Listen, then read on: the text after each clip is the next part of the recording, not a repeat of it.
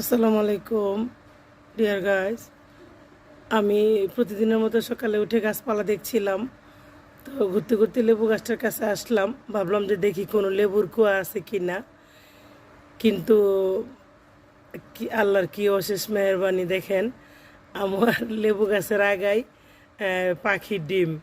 অবশ্য পাখিটাও বসা ছিল, সম্ভবত ঘুঘু পাখি হবে। তো আমি খুব বেশি কাছে আসতেই ক্যামেরাটা তাক করতে পাখিটা উড়ে গেল। তো দুইটা ডিম দেখা যাচ্ছে।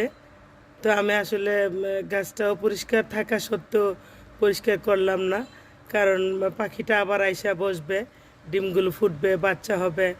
আসলে আমাদের প্রত্যেকেরই পশু পাখির যত্ন নেওয়া উচিত, তাদেরকেও সুযোগ সুবিধা দেওয়া উচিত, কারণ পশু পাখি আমাদের পরিবেশের ভারসাম্য রক্ষা করেন।